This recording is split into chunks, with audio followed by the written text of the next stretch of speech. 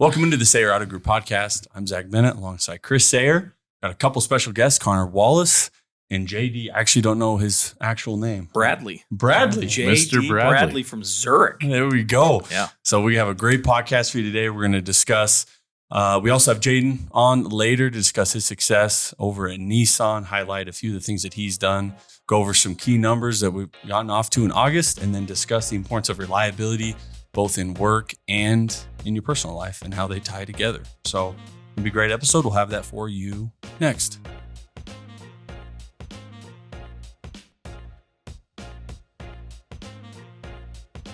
Perfect. So Kris, I wanted to kind of have you go over any of the numbers that jumped out to you from any of the stores, all stores, whatever kind of caught your eye.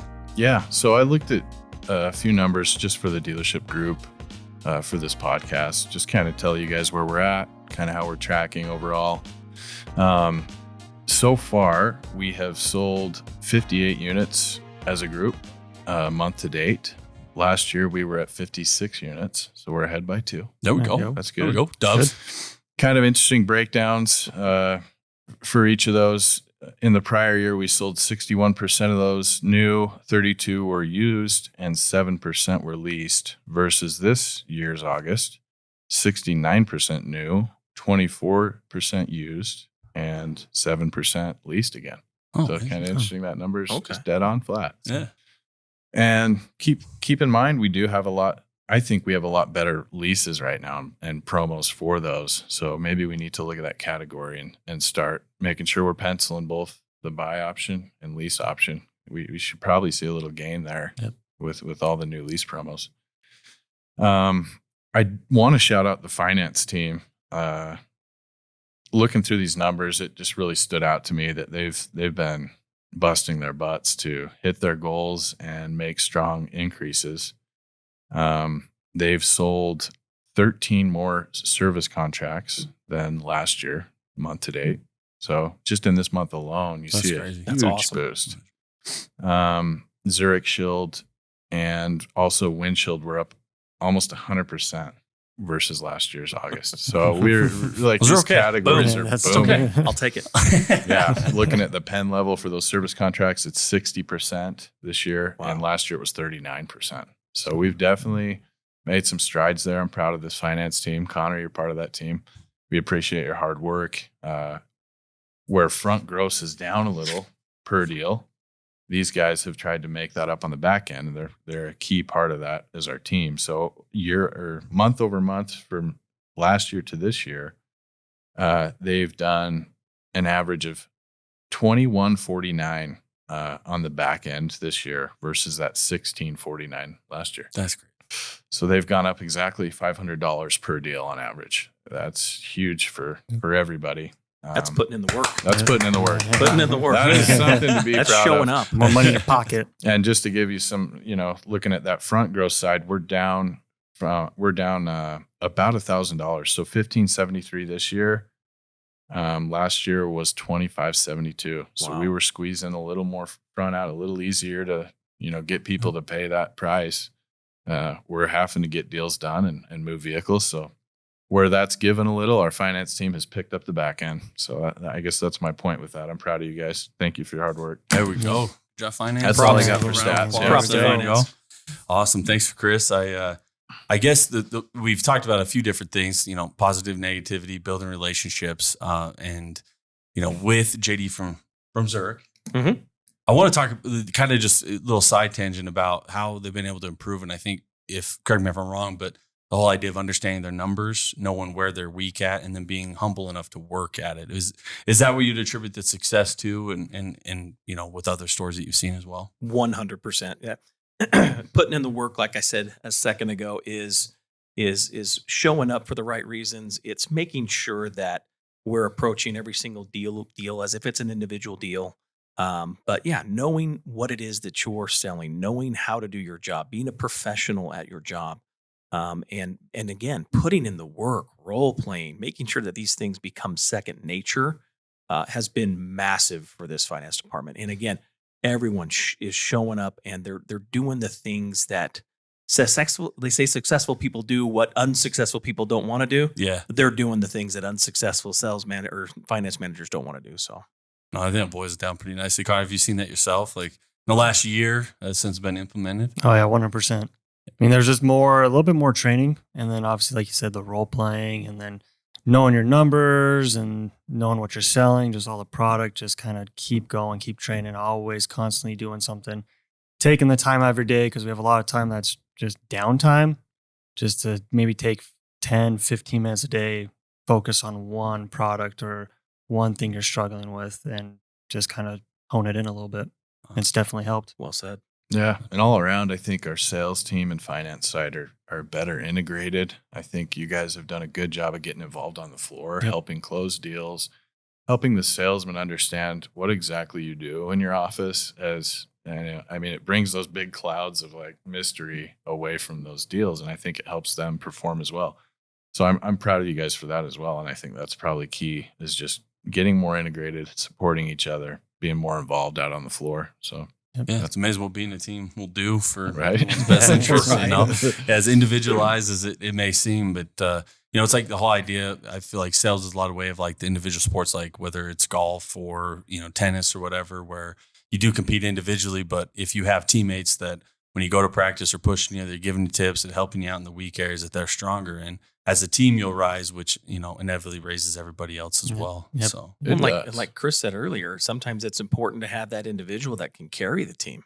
yeah, Like you were saying with front end grows versus the back end side of things, when those transitions or the market dictates that that's happening, who's going to carry the team, right? Who will shoulder that responsibility? I love that. Yeah, when those guys came in big on the back end, just doing all these things to get better, it's helped us keep the performance level pretty close to last year's overall as far as That's profit goes. So yeah, that's and coming from a golf background, like I know that probably more than anybody as far as the individual aspect. Golf's an individual sport, let's be honest. But in college, you play it as a team. yeah, So you take 4 of your top 5 scores in collegiate golf, and looking at it from an outsider's view, you think there's not really a team game here.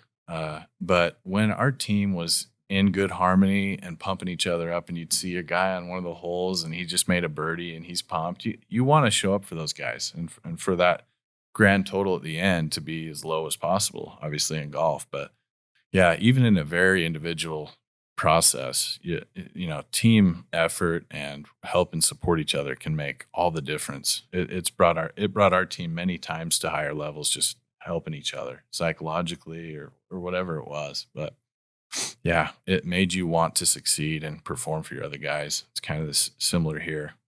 Yeah, and I think it's the perfect kind of segue into like the broader topic that we wanted to talk about when we dive into reliability and the importance that plays into your individual life as a salesperson, because no one wants a teammate that's quote unquote unreliable. It's probably in my opinion, one of the worst traits that you can have as a person. It's when you're dealing with someone that's unreliable and kind of volatile, and you're not 100% certain what you're going to get, it can be stressful for you. It can be stressful for the team, and cause everyone quite a headache. And so I guess opening it up, and experiences that you guys had and the importance of reliability, just whether it's personally and work, things that you've seen, how it carries into people's lives.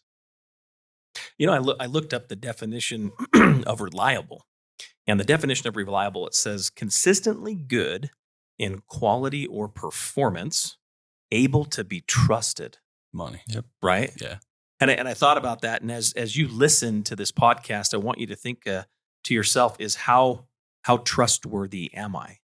What are the qualities that I have that communicate to other people that I'm trustworthy? Right? Reliability. I think everybody in life would say that they want things in their life that they can rely on. Yeah. Whatever that is. Like, I mean, if my refrigerator is not reliable, we got a problem, right? We got a big problem. And so I think that reliability word plays a big role, not in just what we do in our automotive industry, but what we do in our own personal lives. Yeah. Absolutely. I think it ties into, that the unhappiest that I've ever been in my life is when I had a schedule that was more chaotic than was set in stone. And I think if you tie it into personally, one of my favorite quotes when it talks about work is you can't fill from an empty bucket. And so if you want to have an overall happy life, you can't be not doing things that are fulfilling you. And so I think one of the biggest tenets of becoming reliable is making sure that your boxes are checked, whether it's mentally, physically, emotionally, like all those areas. Because the thing that I've seen in people that are unreliable when it comes to a work life or even in their personal life is that they just have so much chaoticness, if that's a word. I don't know if it is. 100%. Listen, let's run with it. Rolls, chaos. It's in my dictionary. Yeah, Chaos we're good. ensuing in their life. It plays over into that. And so then you never know exactly what you're going to get. And so I think making sure that whether, it's, healthy habits in sleeping and in going to the gym or reading or just things that make you happy, like those things are going to play a vital role in your ability to come into work and be mentally engaged for what it takes to sell vehicles, which can be an awful lot of emotional and, mental damage sometimes. Mm-hmm. Yeah. I mean, like JD mentioned, how it kind of ends with being trustworthy. The more you gain the customer's trust, the more they can rely on you, and then kind of more, credible you can get with them, their family members, your coworkers, anybody that they may know, get more referrals from them. So, I mean, reliability is a great thing to start getting more from your customers, is to get their trust and just be reliable for them. Be there for them. Answer any questions that they may have, even if it's one that they've asked 100 times, answer it 101 times. If they come in and say, hey, I'm here to get floor mats, make sure you are here for that. Or if they're coming in for any accessory needs or anything that is, it's going to be your day off or you're going to be gone, make sure you're here or somebody here that can take care of it. So that way they can rely on you further down the road. Yeah, because I think the whole idea is like how many times salesmen, they sell a used car and then they want to never, the customer is toxic and they don't want to talk to them. It takes one time for the customer to call in on a service question or on an issue they're having with their car, and you as a salesperson not getting back to them for that trust to be completely broken. Yep. And now that customer who had a great experience with you will now not come back to you because you didn't help them or were reliable in that situation. Yeah, that's all our worst nightmares when you sell a used car and you're just waiting for that phone call. Hey, my car's broken down. Well, and more importantly, who are they going to tell? Everyone. Right? Yeah, everyone. Right? Like word of mouth advertising is your biggest source of advertising. Yep. And so if you come off as not trustworthy or reliable, guess who they're going to tell? Maybe not everyone, but they're going to tell the people that matter in their life. Mm-hmm. Yep. Yeah.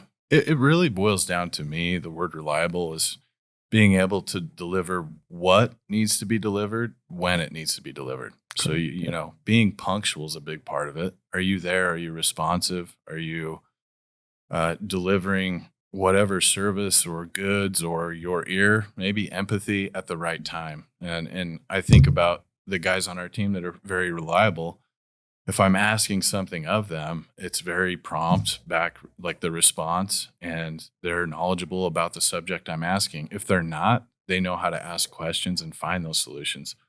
Process is a lot of what makes you reliable. So if you're not doing the trainings and understanding the product and understanding your sales process, it's hard for you to be a reliable salesman. For instance, if you're a husband or whatever, and you've obligated to pay the bills. It's, if you can't show up to work and get those things done and deliver that, you're going to be unreliable. Your wife, looks to you or vice versa as the person that will fulfill those commitments or those expectations.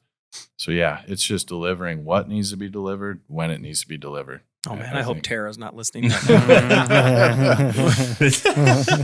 bad. Put that on mute. That last part. Can you cut that out?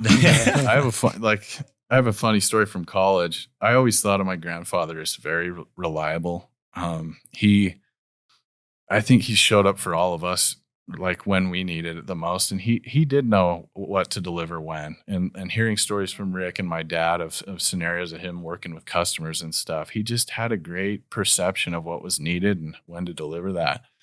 And when I was in college, this is a little bit irrelevant, but it just goes to it's an example of his reliability. But me and my friends decided that we were going to drive to Mesquite, Nevada, and go play golf and gamble. we weren't sure where we were going to stay.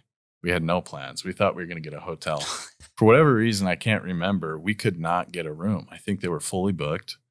And we didn't really want the story to run down the grapevine from my grandparents to my parents and get us in trouble, essentially. So we hit like 2 a.m. We end up showing up on Ron's doorstep, and we're thinking we've got to find the spare key and get in the house. Well, it turns out after making some noise and stuff, my grandma is actually home. We didn't know that. And she ends up opening the door, my grandma and grandpa. And they're like, what? It's Christopher, you know? They just welcomed us in. It's like I said, it was like 2 a.m. Welcomed us in, you know, got us a little bit of food, let us stay there. And they never told my parents that story at all. So they were reliable in every aspect. And I just thought that was a funny, That's a funny situation. Ronnie ain't no Yeah, snitch, man. they provided what we needed when we needed it. They're very cool that way. But You know, and I think kind of something you brought up being the process, it reminds me of a quote that I've read recently where it's the person who enjoys walking will walk farther than the person who enjoys the destination. Yep. And essentially just talking about if you fall in love with the daily grind or the daily process, ultimately, even if you know, because a long time in my life, it was always about, I need to set a goal or I need to set like an event so that I'm motivated to achieve it. And then once that happened, okay, well, now I can rest on my laurels. I don't need to do anything from here. And so if you look at it from a sales perspective, I want to sell, 15 cars this month, and then you do it. It's like, okay, well, now what? That took a lot of energy, took a lot of effort. I can take it easier, a little easier this month, whatever the case may be.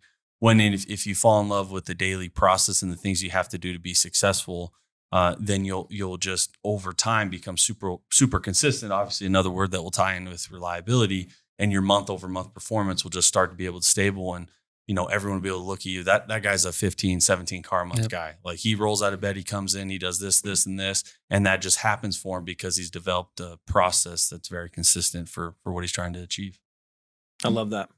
With something you actually hit on earlier, Zach. And I think maybe you were trying to convey this a little bit too, is what are the things in your life that you have to maintain balance in that will help you be reliable, right, in your everyday life? So I looked up something that's called creating a life balance wheel. And the categories were on this. I just pulled this up on what's called eClassroom online.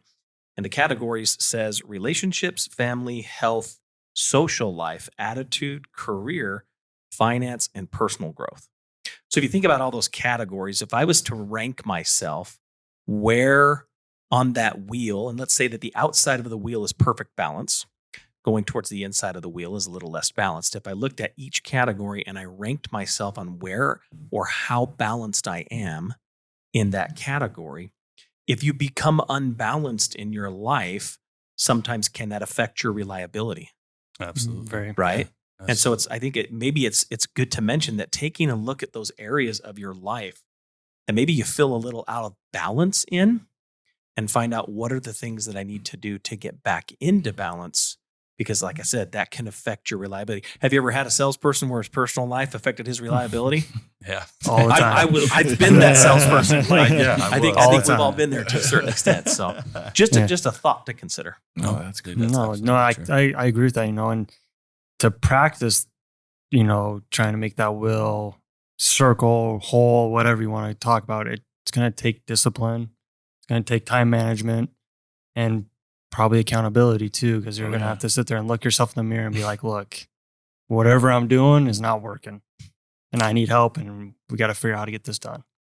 No, and I think what's always so funny about when you talk about like really any topic that goes into the balancing of the wheel, but like personal growth in general, is how much you talk about how less stressful your life is. Yep. That's it. Because there are times, whether it was when I was doing door to door and I made promises to customers, or when I was selling and vice versa, then I'd be on my off day. I'm like, I really hope they don't come in because I know I didn't get that taken care of. I didn't get that tied up. I really just hope they come in on Friday when I'm back so that I'm there to handle it. But I don't want to call them because I don't want to deal with it today. Let's just hope they forget about it.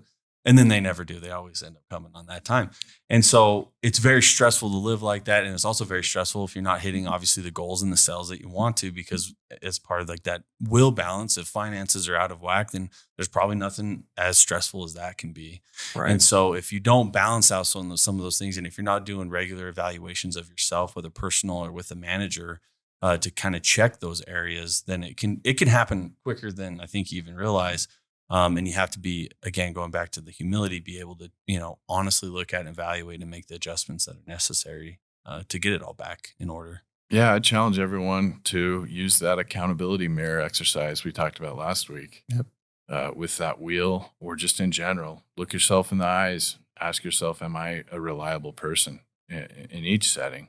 Personal life, at work, with the other aspects, finance, whatever it is, relationships. It's a good drill to apply to this for sure. I think it would help to have that conversation with yourself. Accountability is a pretty big deal. Yeah. Huge. JD, I'll put you on the spot here with just a question. I'm open about, book. Obviously been pretty successful in sales in general. When it comes into reliability for yourself, what was the biggest change you made when you got into it to kind of take that step so that everyone knew they could go back to you for no matter what car related thing came up? For me, number one is do what you say you're going to do. You have to hold yourself accountable. If I tell you that I'm going to take out the trash, and then the first time you see the trash hasn't been taken out, I become unreliable, right? Perception is reality, regardless of my intention is to take out the trash. Like I'm a good person. I fully intend on getting the garbage out to the dadgum curb, but it didn't happen. So perception, regardless of what my intentions were, become reality. So do what you say you'll do. Second, I've noticed in my life, because I'm probably the most ADD guy in this room right now. I will promise you that. It's a tight race, though. And we probably could measure that somehow. But I would say that when I am organized, like you said, process, and this is process for life, process for the work that I do.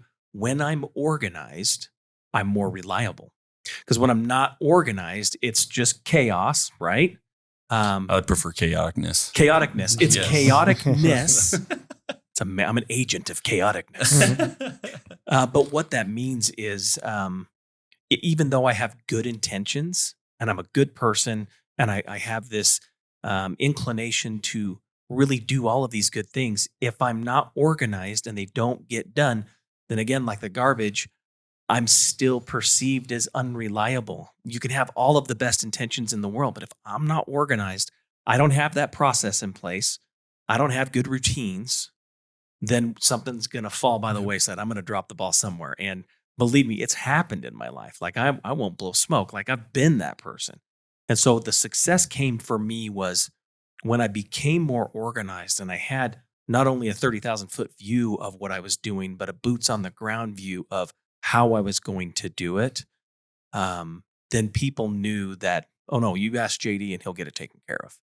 Like it becomes habitual. It's almost like their habit is, hey, if I ask JD to do this, he'll get it done. Yeah. And so that has contributed a lot to my success, is that organization. That's money. Yeah.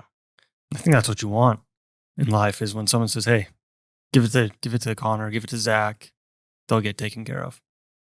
Kind of boost your ego a little bit, but you want that. That's you want one of the greatest feelings in life, is being able to be that person people can count on. Yep. That's what we're kind of striving for at work and at home, Right. Pretty important. I don't want my dad to say, I love my kids, but there's that one son. I can't ever get him to do anything I ask him to. And then, you know what? My dad and mom are assured a place in heaven because they raised me. I'll tell you that right now. Oh my gosh. So work on that reliability. Those work for generations. Right. No, and I think that was, talking about grandparents. That was when I was younger, my grandfather, my mom's dad, that was always the number one thing he said is, I just wanted people at the end of the day, whether it was, help moving or, a cow got out, they live out in Manan, that they just thought of Bob Eames. And it's kind of something I wanted to carry into my life, is that if there was an issue, if there's a problem, or if they need help with whatever mundane task, that they think of, hey, just call Zach. He's always willing to come over, help out. And And I think it carries obviously into the sales side is you don't want people that buy from you to ever think of anyone else after that point. Nope. And at any point you want them to be able to tell their friends and family, like they're around at Thanksgiving talking about cars and, we got to look one for our daughter. It's her 16th birthday. I have someone over at Sayer that's going to take care of you and make sure you're in the right vehicle. They're one of the best. And if you reach that point, that's when you truly have started to make it as a salesperson. And I think that's the kind of the culmination of where we always want to get to, both in personal life and in the professional life as well. Well said. Yep. Agreed. Well And said. any other examples of thoughts before we close it out? The one thing you made me think of was back in the day, a handshake meant something. My word is my bond. Yep. Yeah, right? Like we shook hands on it. When we shake on it, like what is your word worth now? Yeah. Right? If I give somebody my word, what does that actually mean? Because I feel like that's something that has really eroded over the years of, what do you actually stand for? Yeah. What's your word worth? Yep. Yeah. I'll reference Tommy Boy, right? I'm going to say it. Yeah. Let's hear it. You can take a dump in a box and you can mark it guaranteed, but all they've done is guaranteed that they sold you a guaranteed piece of crap, right? Your word True. means something, guys. I'm telling you. No, it does. I mean, I'll bring up when I got transferred over to Nissan. Remember the first day I was there, Connie said, "Hey, can you do this for me?" And I was like, "Yeah." And she's like, "No. Are you going to do this?" And I was like, "Yeah, I'm going to do this. Like, this is what I've been doing for the last 3 years. Of course I'm going to do it." But I realized that she had never worked with me. I've been here, with the company for quite a while, but she had never actually seen me do what she asked me to do. And now it's just, "Hey, can you take care of this for me?" Or, "Hey, do this, and she doesn't have to worry about anything. So Yeah, I've actually heard that from her. So I give you props there. Yeah. It's hard to earn Connie's It's trust. You hard. do have to deliver to, show that you're reliable. But once you earn it, like you said, it's like, oh yeah, whatever. Easy. They just trust you and you get stuff done. It's cool. Yeah, and I just think mistakes will happen. And I think that the worst thing you can ever do if you drop the ball in a certain way is to begin to assign blame to anyone but yourself. That's a great Yep. point. Ultimately Ooh. responsible. And so make sure that if you do drop the ball, you take full ownership of it. You let them know exactly what happened along the way, but that you're going to work until you have it fixed, and so that they have a resolution. Because you're not perfect. We're not perfect. You're going to do that, but you have to make sure that you right your wrong and that you fully own up to the pie in your face. Yep. for lack Yeah, of a that's better term. 100% still reliable to me. Yeah. If a person owns up and tries to fix what they did wrong, I don't care that they made a mistake. So that's actually a really good point. Yeah. Zach. We all make mistakes. That reminds me of that poem, The Man in the Glass. I'm not familiar. Let's hear it. You want to hear it? All right. Can you do it in impersonation? This, No, Donald Trump version, please. I can't do it. No, it goes, when you get what you want in your struggle for self and the world makes you king for a day, just go to the mirror and look at yourself and see what that man has to say. For it isn't your brother or mother or wife whose judgment upon you must pass. The fellow whose verdict counts most in your life is the one staring back from the glass. Some people may think you a straight shooting chum and call you a wonderful guy, but the man in the glass thinks you're only a bum if you can't look him straight in the eye. He's the one to please, never mind all the rest, for he's with you clear up to the end. And you've passed your most dangerous and difficult test if the man in the glass is your friend.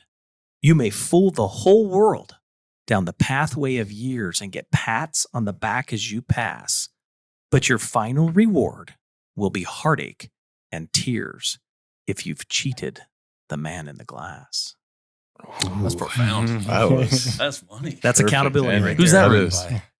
It's an unknown author. Really? Yep, I've tried and The looked Man and in looked. the Glass. The Man in the Glass. It's an unknown author, but it's always stuck with me. I'm just going That to gave me attribute the it chills. to you. Yeah, I guess. JD Bradley. Coined by J.D. I Bradley. think I've heard him say that like 3 times, and it gives you chills every time. It does, So, man. That's strong.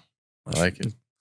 Yeah, I think so. Is there any ending on that? Just any other thoughts? Or? I think that was a perfect close right yeah, there. Thanks, Great. JD. You're welcome. Thank you. Thanks, brother. You Thanks bet. for being on Appreciate this. No, thanks Come for by. inviting me in off the street just to come in. Yeah. No, you're great. We just found you guest. walking around out Yeah. there. Hey, come here. We need an extra person. We got 4 mics. All 4 need to be Yeah, filled, so. have an expert in the house. You got to make him part of the deal, you know? Exactly. Well, thanks, everybody. We're going to throw it over to Jaden, talk about his success over at Nissan. Let's go, Jade. Cool. So now we're going to have our guest, Jaden Wenzel. He is a salesman over at our Nissan dealership. New to the team, and we just wanted to get to know him today and have him talk a little bit about his experience so far. Yeah. Well, yeah, like we said, my name is Jaden. I'm from Fresno, California. I moved here probably a year and a half ago. I started up working a couple restaurants. I worked in mostly restaurants my entire life. And I started, I'm at the country club for a while. I've seen you guys up there a couple times.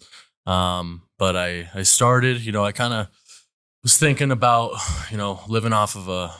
living paycheck to paycheck and just being able to pay my bills. The reason I moved here is my fiance is going to nursing school.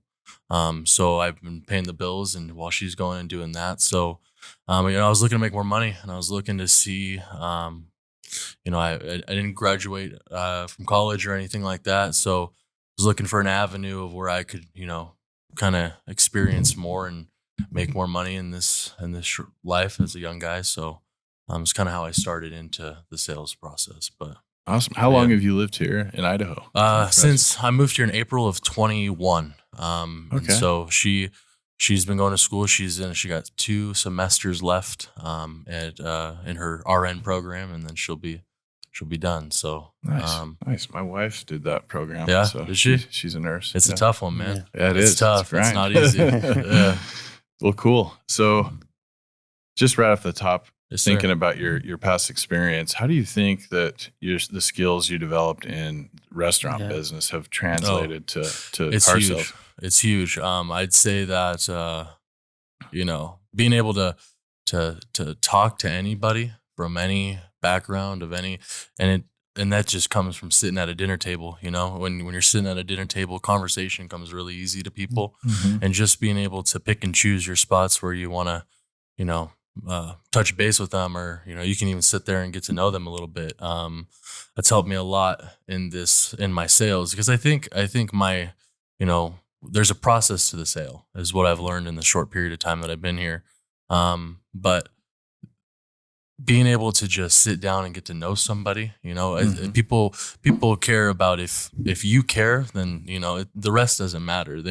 If you can convince somebody or get somebody to realize that you actually care about who they are or what their needs are and what their price, the range, all those different things, that they'll let you in a little bit more. So I kind of try to approach it where I'm very caring towards Empathetic. the person. Empathetic, yeah. It matters to me that the person in front of me gets a great experience with us. So that's kind of how I go about my business. That's kind of the base. I like it. Base Yeah. of what I start on. So I see it every day when he comes to work. That's probably his best trait he has, is being able to talk to people, creating a conversation, just getting to know them. And there's a lot of people who've come in and just absolutely love the kid. He just talks, and you'd think that he'd known the people for 10, 15 years, some of the people he talks to. Doesn't matter if they're young or old, they all love him. Yeah, and They all Connor, love your experience, you've sold cars for years Yep. before you moved to finance. And one of the things I noticed coming into the business originally is just how many existing relationships you'd had and maintained. And when Yep. a certain person shows up, they ask for your name. Yep. They want to deal with Connor. Yep. And you've taken the time to build that rapport. And I can definitely see those skills in you. Just meeting you at the country club, Jaden, you were always super friendly to my brothers and my dad and myself. And yeah, when I saw you ended up at Nissan, I was like, this makes perfect sense for us, because relationships really are key to this, as we've talked about in prior weeks, and having that empathy. So I'm glad that you're seeing a translation there, building rapport.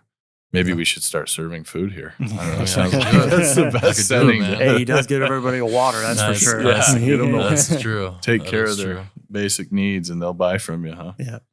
Well, cool. What do you think has been the most difficult part of car sales so far? What challenges have you seen? And Most difficult part, I would probably say, it's the day-to-day grind. It's the when you first are on Indeed and you put an application in, and it's the commission part of, not knowing. But once I realized that I could do it, I got through my certifications. And in the first month, I had about half a month and I sold 6 cars, 3 in one day. Wow. And my first deal ever, I got 3 out in one day. And that was my moment where I was like, you know what, I can do this. So, I put my head down, and then I think the next month I sold 10, maybe 11, somewhere around there. Wow, that's a great start. I've continued to grow and grow and grow. But at first it was very scary. You don't know, like I said, I committed to myself and my fiance that I was gonna, be able to pay our bills and not knowing where that money's gonna come from. So, being successful, it's a lot easier when you feel success. It's a lot easier. Food tastes better. Waking up is easier. Everything is kind of comes a little bit easier when you find that success. So Yeah. yeah. And he's very persistent. He comes into work every day, goes through his leads, makes his phone calls, does whatever he can to do to sell a car that day. Nice. Yeah. The process is huge, and just being reliable, and just giving it an honest, full effort each day, playing the long game as well. Because a lot of these things don't bring immediate results. No. And I think when you first think about sales, you picture in your mind, or at least I did, just kind of like people show up and they buy cars and it's pretty immediate commissions or what, like you said, commission driven. But there is a long game to this for sure. And the guys I've seen succeed so far, including Connor and some of, the guys have been with us a long time. They've put in the work for the long game, built those relationships. Mm-hmm. Good communication skills are key for sure. But absolutely. And I've realized, it could be a career. Like it is as much as what you make it as it is anything else. Like you could be in this thing a really long time if you put your head down and work hard and continue to grow. So yeah. In the first 4 months of doing it, I've kind of realized that and committed fully. So like I said, you asked me before we started if I was still at the club. I said no. I'm all in, baby. So yeah, let's do it. Good. Yeah. Yeah. Well, cool. Any other questions, comments? I don't know unless Jane has anything. I don't think so. I mean, I love, I've only been here 4 months, but I love this, the group that we have here. The 3 stores, the meetings that we have all the time and stuff. It's a really cool place to work, and I really appreciate you guys for working with me and all the questions I have. I'm a question guy, Great. I'm never not asking questions. I'm never not hassling these guys about, maybe making an extra call or touching base with somebody else. So just the people here have really been great for me. So I appreciate all you guys, and thank you for having me on. Yeah, we're glad to have you, man. Appreciate you. You're a great asset to our team over there. So thank you. Yeah, we're excited to see what you do. Thank cool. you. Okay. Thanks, Jay. Thanks, man.